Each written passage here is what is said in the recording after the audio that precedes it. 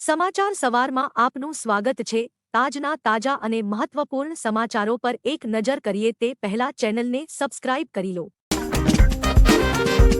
રાજ્યમાં આજે અને આવતીકાલે સૌરાષ્ટ્ર તથા દક્ષિણ ગુજરાતમાં ગાજવીજ સાથે વરસાદની સંભાવના। ગુજરાતમાં 3 દિવસથી હવામાનમાં બદલાવ જોવા મળી રહ્યો છે। 2 દિવસમાં 120 તાલુકામાં વરસાદ પડ્યો છે। રાજ્યના મોટાભાગના જિલ્લાઓમાં ભારે પવન ફૂંકાવાની સાથે વરસાદ ખાબક્યો હતો। ત્યારે હવામાન વિભાગ દ્વારા આજે અને આવતીકાલે કમોસમી વરસાદની સંભાવના વ્યક્ત કરવામાં આવી છે। આજે 16 તારીખે રાજકોટ, અમરેલી, ગીર સોમનાથ તથા તાપી, ડાંગ, નવસારી અને વલસાડમાં હળવા વરસાદની સંભાવના છે। આવતીકાલે 17 તારીખના રોજ ડાંગ, નવસારી અને વલસાડમાં હળવા વરસાદની સંભાવના છે।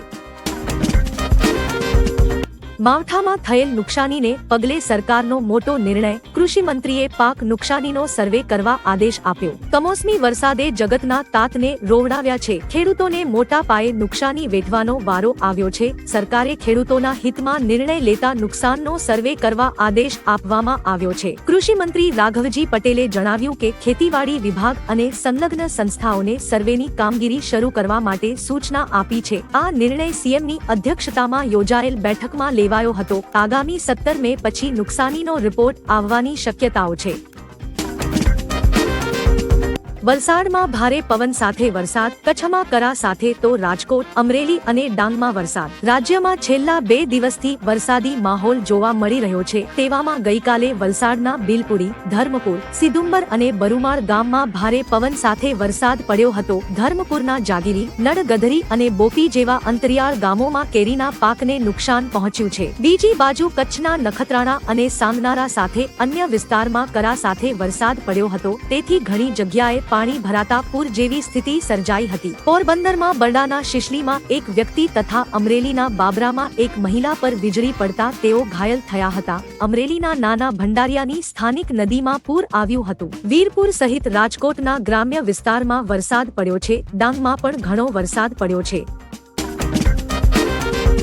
અંબાજીમાં કડાકા અને ભડાકા સાથે વરસાદ। ગરમી વચ્ચે અંબાજીમાં ગઈકાલે કમોસમી વરસાદ પડ્યો હતો। દરમિયાન કડાકા અને ભડાકા સાથે ભારે વરસાદ વરસ્યો હતો। સતત બીજા દિવસે અંબાજીમાં મેઘરાજા વરસ્યા હતા। વરસાદને કારણે ઉનાળુ બાજરીને ભારે નુકસાન થવાની આશંકા છે। આ સિવાય અમદાવાદ સહિત રાજ્યના અનેક જિલ્લાઓમાં વરસાદ પડ્યો હતો। ત્યારે હવામાન વિભાગ દ્વારા આજે અને આવતીકાલે કમોસમી વરસાદની સંભાવના વ્યક્ત કરવામાં આવી છે। નરેન્દ્ર મોદી હજુ 3 વખત વડાપ્રધાન બનશે। વડાપ્રધાન નરેન્દ્ર મોદીએ વારાણસીમાં દશાશ્વમેધ ઘાટ પર ગંગા પૂજન કર્યું હતું। તે સમયે ત્યાં 6 પંડિત હાજર હતા। ત્યારે આ 6 પંડિતોએ મોટી ભવિષ્યવાણી કરી છે। પંડિતોએ કહ્યું કે આ વખતે પણ નરેન્દ્ર મોદી જ જીતશે। એટલું જ નહીં, આગામી 3 ટર્મ સુધી તેઓ વડાપ્રધાન જ રહેશે તેવી શક્યતાઓ છે। પંડિતોએ કહ્યું કે વડાપ્રધાન પર ગંગા માતાના આશીર્વાદ છે। ભાજપની આબરૂ બચી, નાફેડમાં કુંડારિયા બિનહરીફ। ઇફકોની ચૂંટણીમાં ભાજપનો સત્તાવાર ઉમેદવાર ભાજપના જ નેતા સામે હારી ગયો હતો। તેવી જ બીજી સહકારી સંસ્થા નાફેડની ચૂંટણી માટે પણ ભાજપના જ 5 નેતાએ ફોર્મ ભર્યા હતા। જો કે ભાજપે ફરી એક વખત આબરૂ જતા બચાવી લીધી છે। 5માંથી 4 ઉમેદવારોને સમજાવીને ફોર્મ પાછા ખેંચાવી લીધા છે, જેથી મોહન કુંડારિયા બિનહરીફ જાહેર થયા છે। સહકારી ક્ષેત્રમાં વધુ એક વખત સૌરાષ્ટ્રનો દબદબો વધ્યો છે। રાજ્યમાં જૂન મહિનાના પહેલા અઠવાડિયામાં ચોમાસું બેસવાની શક્યતા। અંબાલાલ પટેલે આગાહી કરતા જણાવ્યું હતું કે આ વખતે 7 થી 14 જૂન સુધીમાં ચોમાસું બેસી જશે અને સારા પ્રમાણમાં વરસાદ પણ પડશે। 7મી જૂને દરિયામાં પવન બદલાશે એટલે 7 થી 14 જૂન સુધીમાં ચોમાસું આવી જવાની શક્યતા રહેશે। શરૂઆતનો વરસાદ આંધી વંટોળ સાથે થવાની શક્યતા રહેલી છે। આ વખતે આંધીનું પ્રમાણ ઘણું વધુ રહેવાની શક્યતા છે। અરબી સમુદ્ર અને બંગાળ ઉપસાગરમાં મે મહિનાના અંતમાં અને જૂન મહિનાની શરૂઆતમાં ચક્રવાતો સર્જાવવાની શક્યતા છે। તારીખ 16 થી 24 મે સુધીમાં અંદમાન નિકોબાર ટાપુમાં ચોમાસું બેસી જવાની શક્યતા રહેશે। ભારે પવનના કારણે કેસર કેરીના પાકને વ્યાપક નુકસાન, તાત્કાલિક સર્વે કરીને સહાય ચૂકવવાની માંગ ઉઠી. જૂનાગઢ જિલ્લાના વંથલીમાં ભારે પવન ફૂંકાવાના કારણે કેસર કેરીના પાકને વ્યાપક નુકસાન થયું છે. વંથલીના ધંધુસર ગામ સહિત આસપાસના વિસ્તારોમાં તેજ પવન ફૂંકાતા કેરી ખરી પડી હતી. હજુ આગામી 2 દિવસ ભારે વરસાદની આગાહીને પગલે ખેડૂતો ચિંતિત બન્યા છે. જૂનાગઢ જિલ્લામાં વિસાવદર અને વંથલી સહિતના અનેક ગ્રામ્ય વિસ્તારોમાં ગતરાત્રે ભારે પવન સાથે ધોધમાર વરસાદ વરસ્યો હતો, જેના કારણે સામાન્ય વેપારીઓ અને ખાસ કરીને ઇજારદારોને લાખોનું નુકસાન થયું છે.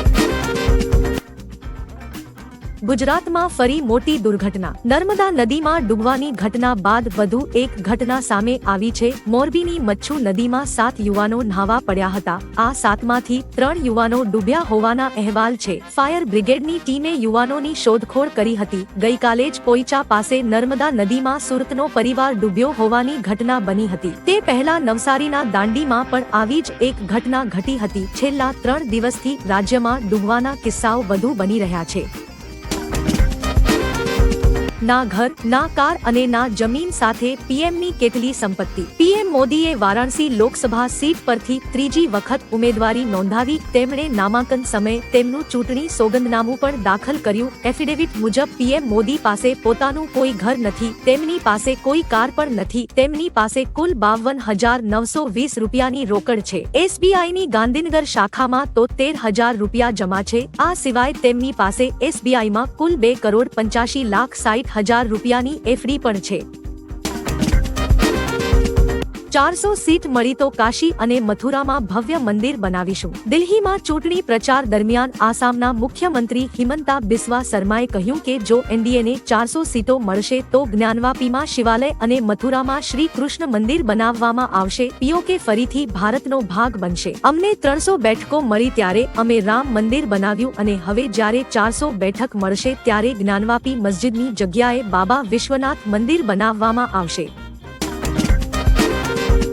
રાજકોટમાં 20 ધંધાર્થીઓને ત્યાં ચેકિંગ. આઈસ્ક્રીમના 3 નમૂના લેવાયા. રાજકોટ મહાનગરપાલિકાના ફૂડ વિભાગ દ્વારા ગઈકાલે ઉનાળા દરમિયાન સૌથી વધુ વેચાતા આઈસ્ક્રીમના ધંધાર્થીઓને ત્યાં ચકાસણી હાથ ધરી શંકાસ્પદ આઈસ્ક્રીમના સેમ્પલ લીધા હતા. ફૂડ વિભાગની ટીમ દ્વારા શહેરના કુવાડવા રોડ વિસ્તારમાં આવેલ ખાદ્યચીજોનું વેચાણ કરતા કુલ 20 ધંધાર્થીઓની ચકાસણી હાથ ધરવામાં આવી હતી, જેમાં 5 ધંધાર્થીઓને લાયસન્સ બાબતે સૂચના આપવામાં આવી છે. તેમજ ખાદ્યચીજોના કુલ 20 નમૂનાની સ્થળ પર ચકાસણી કરવામાં આવી હતી. સીએએ હેઠળ 14 લોકોને ભારતીય નાગરિકતા મળી. સીએએ હેઠળ 14 લોકોને ભારતીય નાગરિકતા આપવામાં આવી છે. વિદેશ મંત્રાલયે કહ્યું કે 31/12/2014 પહેલા પાકિસ્તાન, બાંગ્લાદેશ અને અફઘાનિસ્તાનથી આવીને ભારતમાં સ્થાયી થયેલા હિન્દુ, શીખ, જૈન, બૌદ્ધ, પારસી અને ખ્રિસ્તી સમુદાયના લોકોએ નાગરિકતા માટે અરજી કરી હતી. ચકાસણી બાદ દિલ્હીમાં 14 લોકોને ભારત પ્રત્યે વફાદારીના શપથ લીધા બાદ સીએએ હેઠળ ભારતીય નાગરિકતાનું પ્રમાણપત્ર અપાયું છે. સુરત મૌલાના કેસના આરોપીઓ પાકિસ્તાનના સંપર્કમાં. હિન્દુ નેતાઓની હત્યા માટે સોપારી લેવાના કેસમાં સુરતે એક મૌલવીની ધરપકડ કરી હતી. તેની પૂછપરછ બાદ બીજા આરોપીઓ પણ પકડાયા છે, જેમાં મહારાષ્ટ્રના નાંદેડથી પકડાયેલો રજા નામનો આરોપી પાકિસ્તાન સાથે સંપર્કમાં હોવાનું ખુલ્યું છે. તે પાકિસ્તાનના ડોગર અને યુટ્યુબર સાથે સંપર્કમાં હતો. ઉપરાંત પાકિસ્તાનના નંબર પરથી નેપાળના લોકો સાથે ચેટિંગ પણ કરતો આરોપી હાલ રિમાન્ડ પર છે. કંગના રનૌતે ઉમેદવારી નોંધાવી. 14 મેના રોજ હિમાચલ પ્રદેશની મંડી લોકસભા સીટ પરથી બીજેપી ઉમેદવાર કંગના રનૌતે પોતાનું ઉમેદવારી પત્ર ભર્યું હતું. પછી કંગનાએ કહ્યું કે આજે મેં મંડીથી મારું નોમિનેશન ફાઇલ કર્યું છે. દરેક લોકો ખૂબ જ ઉત્સાહિત છે. મારા માટે ખૂબ જ નસીબની વાત છે કે મંડીની એક દીકરીને આ અવસર મળ્યો. અહીં ઉત્સવ જેવો માહોલ છે. આ એક ઐતિહાસિક જીત હશે.